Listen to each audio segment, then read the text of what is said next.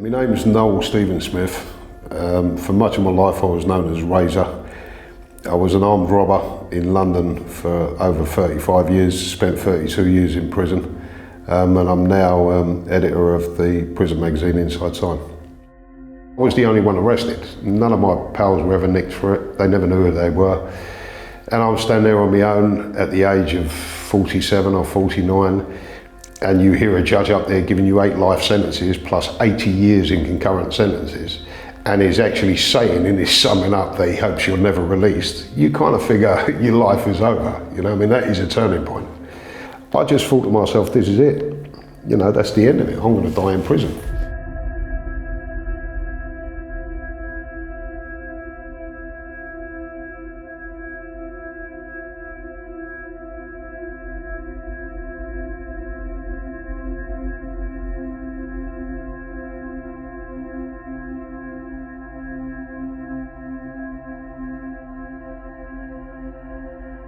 Got to say, apart from all the peeling ceiling, this is a typical prison cell, really. I mean, I've been in so many of these, it's unreal.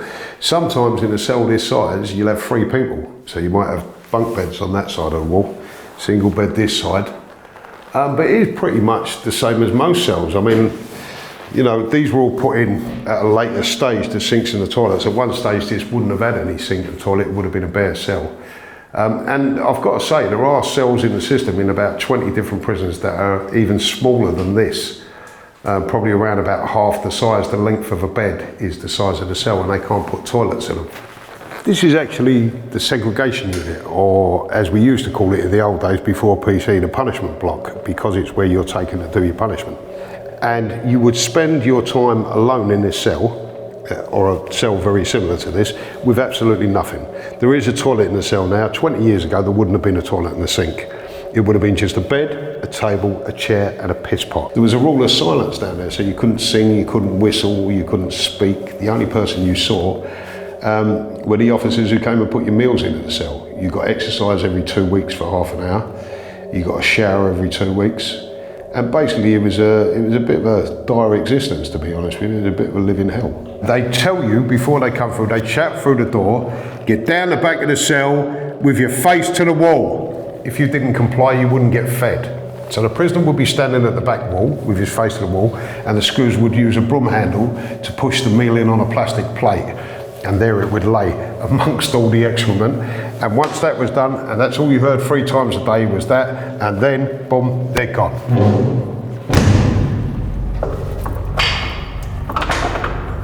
When you think that the most dangerous people in the outside world, GBH merchants, murderers, people who would take your eye out without a reason, they end up in prison. So you end up with, instead of one in your neighbourhood, you end up with everybody next door to you, all packed in like this, and you never know who people are, and you can't take a risk in prison. The creed of prison violence is do it first and do it fast. So, and do it and proper put them out the game, because if you don't put someone out of the game, they're coming back on the wing and it's going to start again. So you've got to really hurt somebody so that they get shipped to hospital and outside the prison, otherwise they're coming back at you tomorrow. And that's how you live in prison, paranoid, brutal and violent. There's a thing called jerking, which is when you get 3 or 4 of you with sharp weapons, sharp pointed weapons, and you just steam into one person and stab them as many times as you can, leaving them with 1,000. It's called teabagging, really. Teabagging is a different thing out here, I know. In prison, teabagging is stabbing people many times, leaving 1,000 perforations. That's where it comes from, teabagging. But hot water with sugar, every prison landing had a boiler. I don't see one here, it would have been over there. And you get boiling water out of this to make tea, coffee, whatever. And what a lot of prisoners used to do was, if they really wanted to hurt someone, fill up their 2-pint jug, plastic jug, with hot water, boiling water out of it, pour a pound of sugar into it, throw it over somebody, it strips the skin and sticks to your face. It really is a horrific weapon. Anything you find in a prison can be turned into a weapon. I mean, this was a favourite. This is a prison food tray. Everyone will be issued with one of these at meal times. Now this is stainless steel, it weighs quite a bit, and I've seen many people have their head split open with these, just crack them. A favourite trick in the old days in Borstal was to hold your tray like that if you were going to do someone who was sitting down, and that edge there is very sharp, and just jam it into their face. If someone wanted to get you, and you were in this shower, I mean, take a look at it, it's pretty isolated. There's enough room for 2 people in here, maybe 3 if you're lucky. Now imagine you're standing there naked, having a shower, and 3 guys in masks come through, fully clothed, and start stabbing you in the showers, which is what they normally do. They'll get you when you're naked, they know you've got no weapon with you, because you're naked. And that's the most dangerous time in prison, is when you're naked in the shower. Not because somebody wants to have sex with you, no, it's because somebody wants to hurt you severely. So this is the best time to do it. When you're vulnerable, preferably when you've just started washing your hair and the shampoo's in your eyes, they will be over at the door and they'll come flying in and boom, that'll be it. I mean, I can almost guarantee underneath some of these paint there's going to be blood stains on these walls, because there is in most prison showers. I think this is the kitchens. Now, a lot of people would have liked to work in these places, but they're also very dangerous. Apart from the slop they put out that prisoners had to eat, there was a lot of knives and stuff like that kept in here. And in fact, in Parkhurst prison a few years ago, a guy was stabbed to death in the kitchens, a murderer, with a carving knife by a sex offender. If you work in the kitchens, you don't have to eat the slop you put out, you make your own food. You know, you make it to how you like it, so you're all right. It's a case of, well, I'm all right, Jack. And basically, I've seen people stirring the big tea urns or the porridge urns and just spitting in it casually. You know what I mean? The only way they could keep you out of the kitchens was if you had a blood-related disease that you could poison the whole prison. If you had hepatitis, they wouldn't let you in work in the kitchens, although I do know people with hepatitis who worked in the kitchens. If you had HIV or AIDS, you couldn't work in the kitchens. And that was in case, and a lot of people would. You've got to imagine there's a lot of mad people, there's a lot of bad people and insane people in prison. And people with HIV would have no problem cutting their finger and dripping blood into your food. They do it to the sex offenders, you know, and it was just one of those things. And I mean, what you've got to take from that is prisoners on the whole are not really, you know, entirely balanced people. They're in prison for a reason.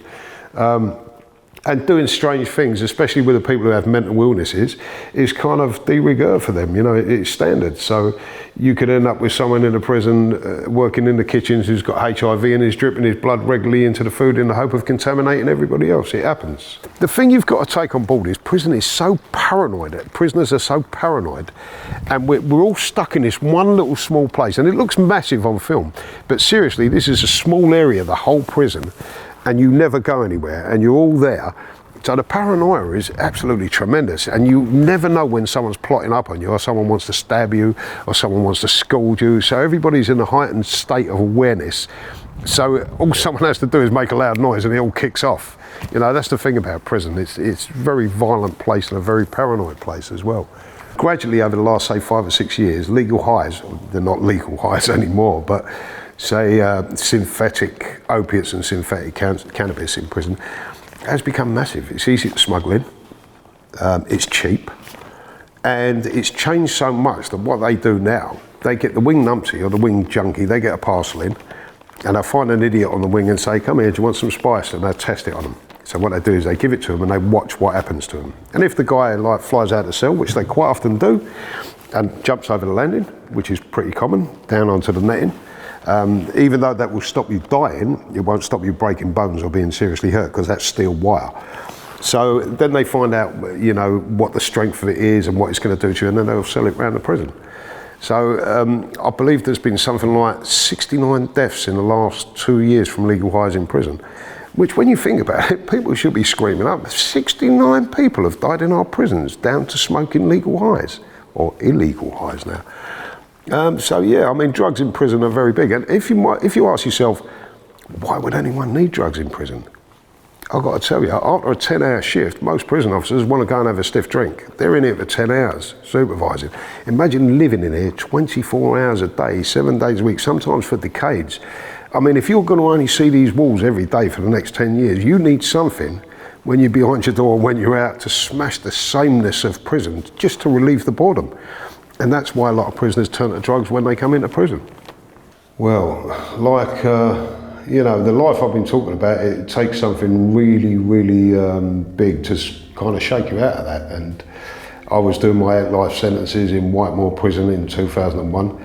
And I came back from the op plate one night, and if you see any sort of holy man on the landings in prison in the top security jails, like a priest, a vicar, imam, whatever, rabbi, you know that they're there to deliver bad news. They don't come on the landings unless they're there to deliver bad news.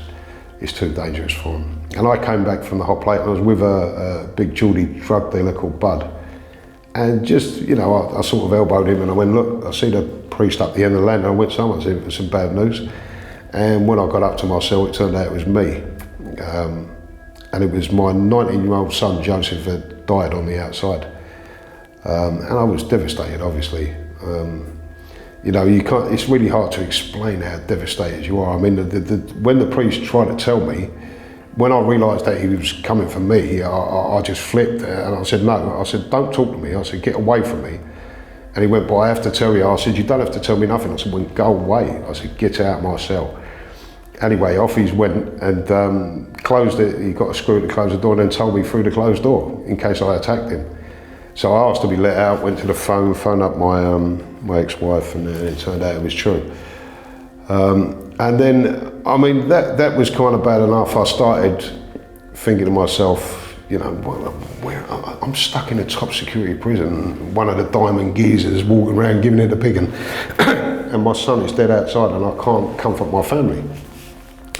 So then the next step was I had to try and apply to go to my son's funeral, and I went to it turned out the security governor in Whitemore at the time had been a member of staff in Rochester 25 years previous, and I had actually broken his mate's jaw, and he hated me for it, and he always used to dig me out. And I had to go to this man and beg him to be allowed out for my son's funeral, and he took great pleasure in making me beg and then saying no. And I went away and I thought about it, and I thought, you know, I've spent all these years in prison building myself up as this ogre, you know, attacking prison officers, starting riots, trying to cause trouble everywhere I went, and then I want something from them. And they're within their rights to say no, and I realised I'd brought it all on myself. This didn't come overnight, I wasn't that logical. This came over a period of thinking over about 3 or 4 weeks whilst I was in grief. And what happened was, as is the usual case, the prisoners heard about it on my wing. All seriously dangerous men, I mean, household names. And they come down and said, it's a liberty, they're not letting you go to the funeral. So what we're going to do is, on the day of the funeral, we're going to attack the screws, you know, in honour of your son. And I said, well, what's that? They said, we're going to get a load of washing up liquid, spread it all over the landing. He said, we're all going to get armed, then we're going to ring the riot belt, and when the screws come running on and they fall over, we're going to steam it and do as many as we can. And I could see they was doing it like as a sort of tribute, you know. This sounds weird, tribute, but they were doing it sort of for me to show solidarity. And I thought about it overnight, and then I thought, no. I said, I don't want my legacy, my son's legacy, to be a load of prison officers being bashed up in Whitemore prison. So I had to think in another way then, and it was that, my son's death and not being allowed to go to the funeral, that actually made me, you know, reevaluate my life and find out, you know, where I was going and what was happening. Don't forget, at that time I thought I was never getting out of prison, but I still had the urge to kind of change my ways, sort of, because of Joe's death. So that was the real major catalyst that made me change my ways in prison.